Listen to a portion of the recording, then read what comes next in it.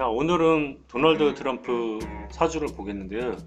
제가 도널드 트럼프 씨 사주는 몇 번을 본 적이 있는데 다 삭제되었고요. 오늘은 어떤 관점에서 보려고 하냐면 도널드 트럼프가 소시오패스인지에 관한, 근데 그동안 제가 계속 말해왔던 바로는 소시오패스는 신약사주다 이렇게 얘기를 한 바가 있어요. 극신약인 경우가 많다. 또 식상이 충형을 입었거나 없는 경우가 많다 이렇게 얘기를 했었는데요. 결론적으로 말해서 도널드 트럼프는 신약사주는 아니고요. 극신강입니다.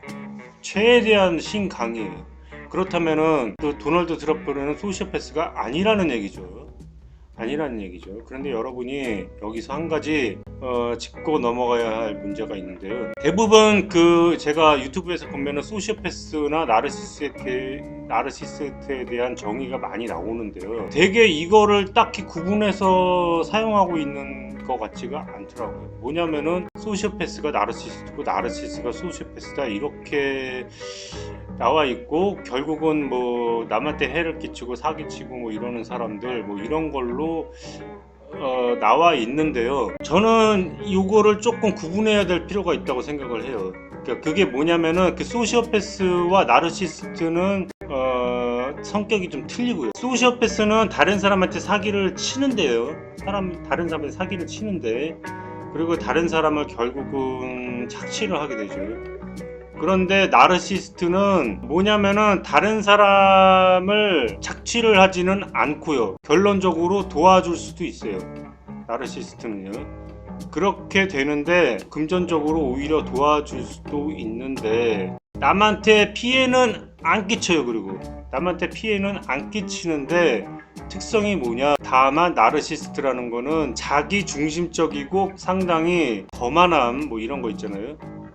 다른 사람들을 깔고 뭉개려는 듯한 그런 경향이 좀 있다는 거죠, 말하자면. 쉽게 말하면 이제 폭군이나 뭐 이런 특성을 가지고 있다. 그렇게 봤을 때 도널드 트럼프가 저는 소시오패스가 아니고 나르시스트다 이런 지금 결론을 내리고 있는데요. 이거를 사주로 자세하게 살펴보기 전에 먼저 나무 위키를 잠깐 살펴보도록 하겠습니다. 자, 자세한 거는 생략하고요. 자기 소유의 회사를 4번 파산시킨 전력이 있는 기업인이기도 하다. 1991년 애틀랜틱 시티의 타지마를 당시 돈으로 10억 달러 넘게 빚더미에 올려 앉히고는 파산 신청을 한 것을 시작으로 다음해인 1992년 트럼프 플라자 호텔 부채 5억 5천 달러, 2004년 트럼프 호텔과 트럼프 카지노 부채 18억 달러, 2009년 트럼프 엔터테인먼트 리조트 채권 이자를 내지 못해 파산에 이르기까지 회사들을 파산시켰다. 참고로 카지노를 파산시킨다는 게 그리 쉬운 일이 아니다.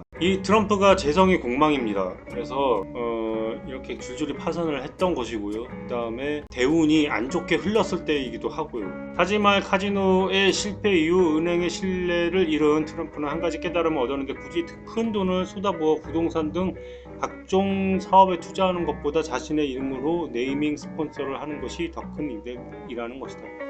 네이밍 스폰서가 뭐냐면 쉽게 말해서 그냥 CF 출연한다는 거 아니에요.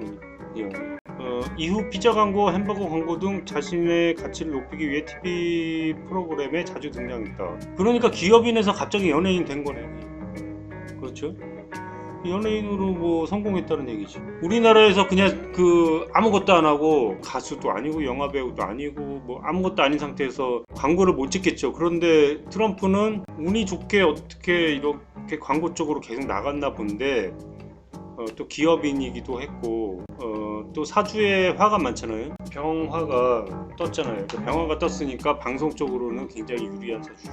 연예인 해서 돈 버는 거예요, 말하자면. 별거 아니고. 자, 여기까지 보고요.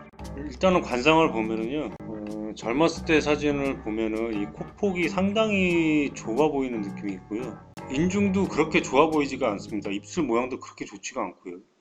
돈이 뭐 어디 붙었는지는 잘 모르겠고, 일단은 그 명궁이 엄청나게 좋아요. 여기서는 잘 모르겠는데 젊었을 때 사진을 보면 명궁이 굉장히 좋고요. 그 다음에 또 귀가 좋고 그렇습니다. 근데 특히 지금 제가 여러 번 말씀드린 바가 있는데, 소시오패스의 특징은 미간에 주름이 전혀 없고 깨끗하다는 것이 특징이었죠.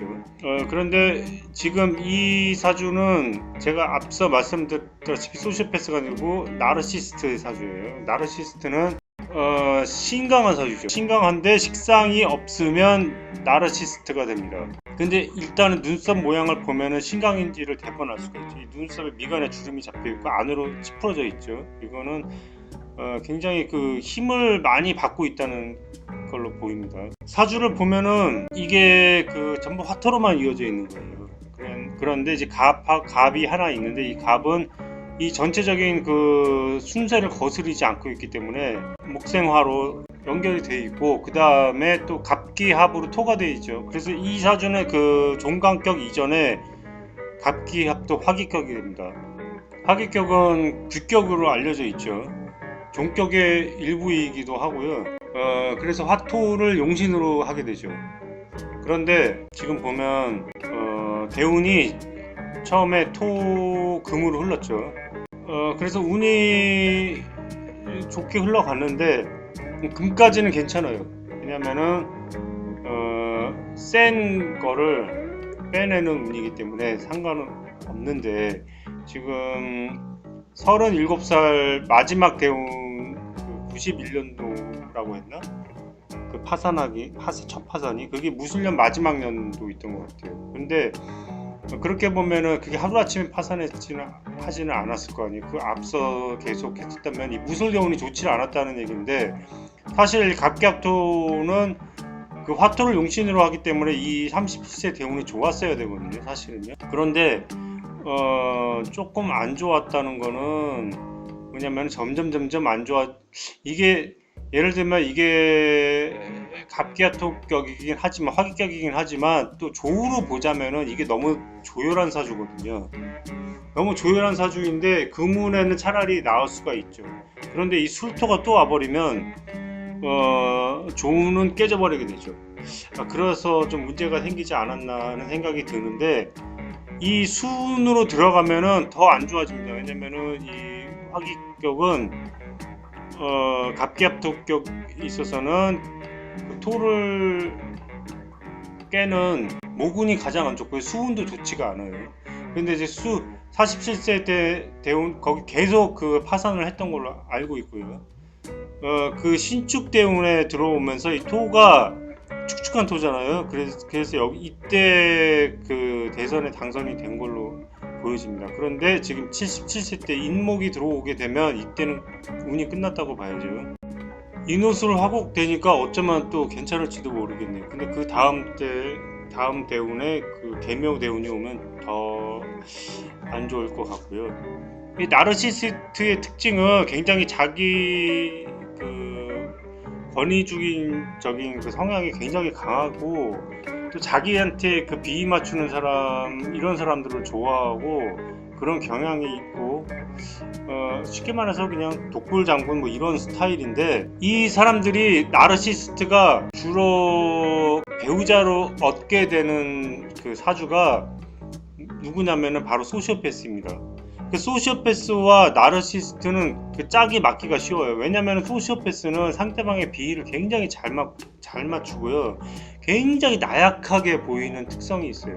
그러니까 그 나르시스트와 하고는 굉장히 반대적인 입장에 있는 거죠. 그래서 서로 간에 끌리게 되는 그런 부분이 있거든요. 상대방을 비위를 잘 맞추고 상대방을 높여줘요. 그 나르시스트가 좋아하게 되고 또 서로 궁합이 맞는 거죠. 그런데 결국은 누가 피해를 보냐면은 이 둘이 같이 살게 되면 나르시스트가 피해를 보겠죠. 그런데 만약에 나르시스트라면은 다행이에요. 차라리. 왜냐면은 나르시스트는 식상이 없기 때문에 타인에 대한 그 배려가 그닥 많지가 않거든요. 그래서 소시오패스가 그 다른 사람의 재물을 다 착취해 가는 입장에 있는데, 그 나르시스트는 그걸 방어할 능력이 있는 거죠. 결론적으로 말하면 나르시스트도 그닥 그 좋은 사람이라고 볼 수는 없고, 소시오패스는 물론 안 좋은 사람들인데요. 둘 사이를 비교를 한다면 그래도 나르시스트가 낫다는 거예요. 나르시스트가 차라리 낫고, 그 다음 소시오패스는 위험한 사람이고요. 그 다음에 소시오패스보다 더 위험한 사람이 사이코패스가 되죠.